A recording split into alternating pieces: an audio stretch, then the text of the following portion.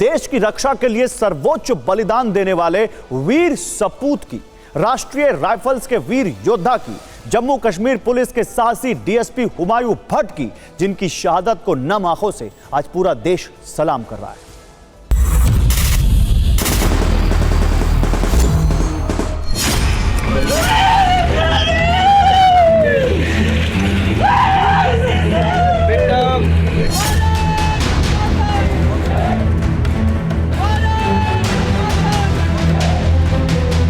बच्चे हुण कित्थों पापा पापा कहणगे कित्थों।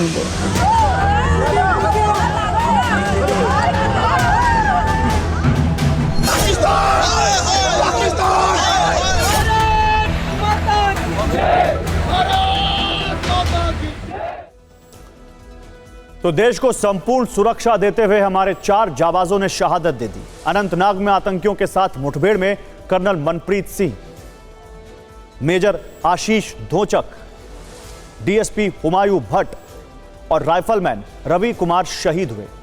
इनमें से कर्नल मनप्रीत सिंह और मेजर आशीष धोचक 19 राष्ट्रीय राइफल से थे। राष्ट्रीय राइफल्स के कर्नल मनप्रीत सिंह को 2 साल पहले ही उनकी वीरता के लिए सेना मेडल से नवाजा गया था। उनके पिता भी आर्मी में थे, जबकि मेजर आशीष धोचक को इसी साल सेना मेडल से सम्मानित किया गया था। राष्ट्रीय राइफल्स में देश के लिए इनके समर्पण का जज्बा हिमालय की ऊंचाइयों को छूता था। अब इन शहीदों के परिवारों में मातम पसरा है, पूरा देश गमजदा है, लेकिन राष्ट्रीय राइफल्स के बहादुरों को सैल्यूट भी कर रहा है, जिसका लक्ष्य घाटी से आतंक का पूरी तरह सफाया है। इसलिए आज हम आपको इन शहीदों के घर में सीना छलनी करने वाली ग्राउंड रिपोर्ट भी दिखाएंगे और शौर्य और साहस की मिसाल राष्ट्रीय राइफल्स की वीर गाथा भी सुनाएंगे, जो कश्मीर में आतंकियों को चुन चुन कर और तड़पा तड़पा कर मारती है।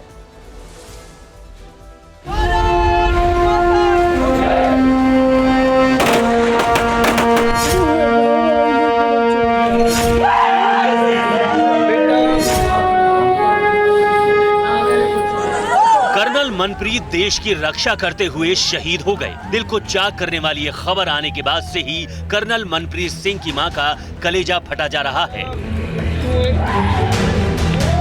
आंखों के आंसू हैं कि थम ही नहीं रहे। वो बार बार बेसुध भी हो रही हैं, लेकिन बेटे को देश की सेवा के लिए समर्पित करने का फैसला भी उन्हीं का था। मेरा मनप्रीत कर्नल शहीद हो गया, मेरे दिल का टुकड़ा शहीद हो गया। 40 साल उम्र थी हले ओदी, बच्चे भी छोटे, बच्चे हुण कित्थों पापा पापा कहणगे कित्थों। देश के लिए न्यौछावर होने का यही जज्बा कर्नल मनप्रीत में था, जिसे राष्ट्रीय राइफल्स ने ही रोम रोम में भर दिया था। 2 राइफल्स, अशोक चक्र और उसके नीचे दर्ज युद्ध वाक्य, दृढ़ता और वीरता, यही निशानी है बहादुर यूनिट की, जिसका टारगेट ही कश्मीर को आतंक से मुक्त कराना है। राष्ट्रीय राइफल्स एक ऐसी यूनिट जिससे आतंकी भी खौफ खाते हैं। कश्मीर के अनंतनाग में चल रही मुठभेड़ में आतंकियों से लोहा लेने का काम इसी यूनिट की बटालियन के वीर जवान कर रहे थे, जिसे खुद कर्नल मनप्रीत लीड करते हुए शहीद हो गए। अरे जो ये घाटा पड़ा है ये तो पूरा होएगा नहीं, जो पहाड़ टूटा है उसको भी झेलेंगे, लेकिन जो उन्होंने कुर्बानी दी है देश के लिए, वो हमें भी उसकी कुर्बानी पे बहुत मान है। इस मुठभेड़ में कर्नल मनप्रीत सिंह के साथ मेजर आशीष भी शहीद हुए। वो भी इसी बहादुर बटालियन का हिस्सा थे। मेजर आशीष की मां को अपने बेटे की बहादुरी और सर्वोच्च बलिदान पर फक्र है। हाँ, मेरे क्लोज थे वो, मेरे हमारे से बातें करते थे। बेटा था हमारा, खुद मेरे को पापा बोलता था वो। आसान नहीं है, आप हौसला रखिए, क्योंकि आप परिवार के मुखिया हैं, गार्जियन हैं। मेजर आशीष में देश के लिए मरने और मारने की जिद भी राष्ट्रीय राइफल्स से मिली थी। राष्ट्रीय राइफल्स भारतीय सेना की सबसे बहादुर यूनिटों में से एक है। ये सबसे खास इसलिए है क्योंकि ये सेना की एकमात्र ऐसी बटालियन है जिसमें इन्फेंट्री, आर्टिलरी, आर्म्ड, सिग्नल से लेकर इंजीनियर तक सब सैनिक एक साथ एक ही लक्ष्य यानी आतंक के सफाई के लिए काम करते हैं। आधुनिक प्रशिक्षण और अत्याधुनिक हथियारों से लैस इसी बटालियन को कश्मीर में ऑपरेशन ऑल आउट की जिम्मेदारी मिली हुई है। राष्ट्रीय rifle is another way of life.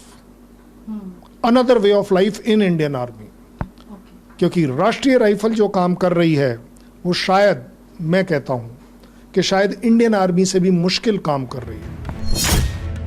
1990 में बनी ये बटालियन आतंकियों के लिए सर्वनाश का पर्याय है। दहशतगर्दों को खोजना, आत्मसमर्पण कराना या फिर मार गिराना ही 3 दशक से इनका असल मकसद है।